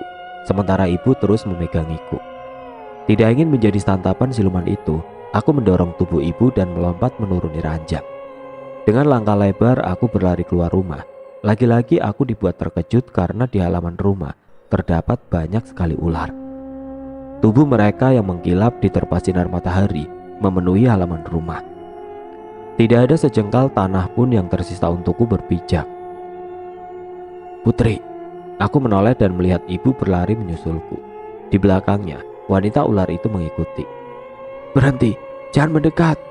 Aku mengacungkan kedua tanganku supaya mereka berhenti mendekat. Aku benar-benar terdesak. Di depanku, ibu dan siluman ular berusaha menangkap, sementara di belakangku ratusan ekor ular menghadang. Putri, ini ibu nak, sadar nak, istighfar. Lalu mulut ibu mulai komat-kamit. Berhenti Bu, berhenti, telingaku sakit. Aku menutup kedua telingaku dengan tangan, berharap suara itu menghilang. Tidak tahan dengan rasa sakit di telinga, ditambah lagi dengan siluman ular yang kian mendekat, aku memutuskan untuk berlari menyeberangi lautan ular di bawah. Dengan bantuan gagang sapu, aku melewati ratusan ular itu dengan mudah. Ibu terus saja memanggil namaku sembari berlari mengejar. Sesekali aku menoleh ke arah ibu dan melihat wanita ular itu terus mengejarku. Bahkan kini, tidak hanya wanita setengah ular itu yang mendekat, tapi ratusan ekor ular yang menggeliat di halaman juga ikut mengejar. Aku terus berlari. Hingga di depan rumah Pak Waluyo, aku terjatuh. Si pemilik rumah tengah di halaman rumah saat aku jatuh. Dia berusaha mendekat dan mungkin hendak menolongku. Namun aku melihat sosok mengerikan di belakang Pak Waluyo. Sosok yang sama dengan yang saat ini mengejarku. Bergegas aku bangkit dan berlari kembali. Aku tidak tahu kemana kaki ini melangkah. Yang aku tahu aku harus segera pergi sejauh-jauhnya. Sampai di tepi jalan raya, aku berhenti sejenak untuk mengambil nafas yang sudah hampir putus. Namun aku rasa keputusanku itu salah, karena di tempat ramai ini justru sosok-sosok mengerikan bertambah banyak. Aku melihat ada masjid di seberang sana. Tanpa pikir panjang, aku pun berlari menyeberang jalan, bermaksud untuk mencari perlindungan di dalam sana. Akan tetapi tiba-tiba saja tubuhku terpelanting hingga jatuh berguling di aspal. Saat mencoba bangkit, tubuhku terasa sakit semua. Perlahan pandanganku memudar, lalu hanya gelap yang aku lihat. Aku terbangun di sebuah istana yang megah. Kali ini aku duduk di singgasana bersama dengan pangeran tempo hari. Wajahnya yang tampan semakin mempesona saat memakai pakaian pengantin adat Jawa. Dia melirikku, tersenyum, lalu menggenggam tanganku erat. Pangeran tampan itu mendekatkan bibirnya ke telingaku, lalu berbisik, "Sebentar lagi kamu akan jadi milikku." Entah kenapa aku hanya bisa tersenyum sembari mengangguk kecil. Padahal ingin rasanya berlari menjauh. Istana yang awalnya sepi perlahan menjadi ramai. Banyak sekali makhluk yang datang dan berdiri di depan singgasana. Mereka menunduk takzim pada sang pangeran. Kemudian seorang pria tua keluar dari sebuah ruangan. Dia membawa dupa dan bunga-bungaan. Aroma dupa yang menyengat membuat kepalaku seketika pusing. "Apakah pangeran siap untuk melangsungkan pernikahan ini?" tanya si pria tua itu. "Aku siap," jawab pangeran mantap. Dia menggenggam erat tanganku seolah enggan melepaskannya. "Dan kau anak manusia, apa kau siap?" Mata pria tua itu menatapku. Aku gak bisa menikah dengan seorang siluman. Ini melawan kodrat." "Jawab anak manusia," suara pria tua itu meninggi. Aku menggeleng. Si pangeran melepas genggaman tangannya dan menatapku tajam. Aku gak bisa menikah denganmu. Aku ini manusia dan kau..." Mata pangeran seketika berubah merah. Taringnya bermunculan. Sepertinya dia sangat marah mendengar keputusanku. Tiba-tiba saja sebuah tangan menepuk bahu si pangeran. Dan seketika itu wajah pangeran kembali normal. "Tenang anakku, ibu yang akan bicara padanya." Sosok perempuan muncul dari balik sang pangeran lalu mendekatiku. Wajah wanita itu sangat cantik.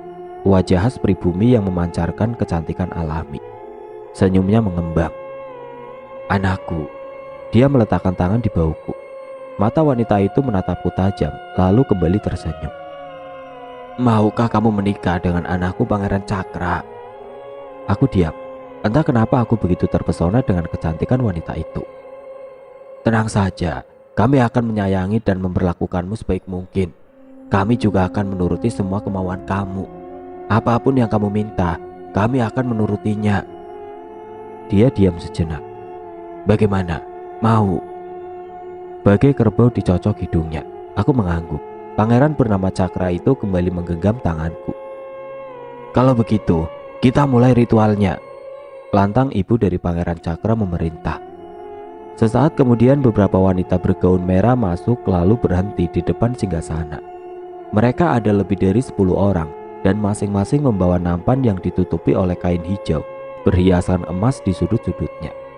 Setelah itu mereka membuka penutup nampan itu satu persatu. Mataku terbelalak saat melihat isi dari nampan-nampan itu. Nampan pertama berisi berbatang-batang emas yang tersusun rapi. Nampan kedua dan ketiga berisi emas-emas berbentuk koin yang sangat banyak. Nampan keempat, kelima, dan keenam berisi perhiasan dari emas, mutiara, dan permata. Dan aku yakin ada berlian juga di sana. Nampan ke-7 dan 8 berisi pakaian yang sangat indah. Sementara nampan ke-9 dan ke-10 berisi makanan berupa ayam panggang utuh. "Kau lihat, aku memberimu banyak mahar untuk pernikahan kita." Pangeran Cakra tersenyum. Aku hanya bisa mengulas senyum. Pak tua yang tadi membawa ubu rampe mulai membaca mantra. Entah apa yang dia ucapkan. Aku sama sekali tidak mengerti. Yang aku lihat, Pak tua itu selalu menaburkan kemenyan sesaat setelah membaca mantra. Pangeran Cakra kian erat menggenggam tanganku. Senyumnya semakin melebar, pun dengan ibunya yang duduk di sampingnya sejak tadi. Sepertinya ada sesuatu yang membuat mereka sangat puas akan pernikahan ini. Kalau aku tidak salah hitung, Pak tua sudah menabur kemenyan sebanyak 6 kali. Namun ketika hendak menabur untuk ke-7 kalinya, bumi yang aku pijak seolah bergetar. Semua makhluk yang ada di depanku panik. Mereka berebut keluar dari istana. Begitu juga dengan Pangeran Cakra. Wajah penuh kepanikan terlihat, tetapi lain dengan ibunya. Wajah sang ibu terlihat murka. Seketika tubuhnya berubah menjadi setengah ular, pun dengan Pak tua di depanku. Mereka merayap menghadap ke atas seolah ada seseorang di sana tengah menantang mereka. Pangeran Cakra menarikku turun dari singgasana, menyeretku entah kemana. Namun langkah kami terhenti saat terlihat seorang pria menghadang. Pria yang kini membelakangiku itu memakai baju koko dan sarung putih. Sebuah sorban melingkar di kepalanya, sedangkan di tangan kanannya memegang tasbih hitam yang terus diputar. Perlahan pria itu berbalik. Wajahnya sangat silau hingga aku harus menutup mata. Getaran di bumi kian terasa hingga aku terjatuh. Istana yang semula terang benderang perlahan gelap. Aku tidak bisa melihat apapun lagi. Terakhir sebelum istana menjadi gelap, aku melihat Pangeran Cakra menggelepar di tanah dengan memegangi lehernya. Yasin wal Qur'anil Hakim innaka laminal mursalin ala siratim mustaqim. Aku terbangun kala telinga ini mendengar lantunan surat Yasin yang menggema. Samar aku melihat ibu dan Harry menangis sembari berpelukan. Beberapa warga terlihat duduk mengelilingiku. "Ibu," ucapku lirih. Seketika ibu dan Harry menatapku, lalu menghambur memelukku bergantian. "Alhamdulillah, akhirnya kamu sadar, Nak." Dalam pelukan ibu, aku memindai sekitar. Ruangan yang didominasi warna putih ini penuh oleh warga di sekitar tempat tinggalku. Pak Waluyo mendekat. Aku sempat takut karena terakhir kali aku melihat sosok seram di belakang tubuhnya. Namun ibu mengusap lengan dan memberi isyarat agar aku tenang. "Syukurlah kamu sudah sadar. Lain kali jangan lupa berdoa dalam setiap kegiatanmu, Nak." Aku mengernyit. "Apa yang terjadi? Kenapa tubuhku sakit semua?" "Sudah, yang penting kamu selamat. Tidak perlu tahu apa yang sebenarnya terjadi. Serahkan semua pada Allah." Aku menatap ibu tidak mengerti. Lagi-lagi ibu hanya mengusap lengan sembari tersenyum. Tidak berapa lama warga pun berpamitan untuk pulang dan ibu mengantarkan mereka keluar ruangan. Aku menyenggol lengan Harry yang sedang duduk di sebelahku. Dia seketika menoleh. "Mbak Putri mau apa? Mau minum?" Dia bangkit dan meraih gelas di atas nakas. "Enggak, Her." Aku menggenggam tangannya. "Kamu pasti tahu kenapa Mbak ada di sini." Sejenak Harry menatap ke arah pintu, lalu mendekatkan bibirnya ke telingaku. "Kata Pak Waluyo, ada yang mau menumbalkan Mbak Putri." Mataku membulat. Siapa yang tega menumbalkan aku? Perasaan baru saja lepas dari tumbal pabrik, sekarang malah ditumbalkan sama orang lain. "Siapa, Her?" Harry mengangkat bahunya. Lalu ibu masuk dan membuat Harry kembali duduk di bangku dekat ranjang. Sejatinya aku ingin bertanya pada ibu, tetapi aku sungkan karena ibu seolah menutupi siapa pelaku yang hendak menumbalkan diriku. Aku duduk di teras saat pengeras suara di masjid terdengar. Suara itu mengabarkan salah satu warga meninggal dunia, dan itu adalah Sari. Aku dan ibu saling pandang. "Bu, apakah Sari?" "Sudah, yang penting kamu selamat dan sehat. Tidak kurang satu apapun." Aku mengangguk lalu bersiap untuk takziah. Masih tidak menyangka jika Sari yang berusaha menumbalkan diriku.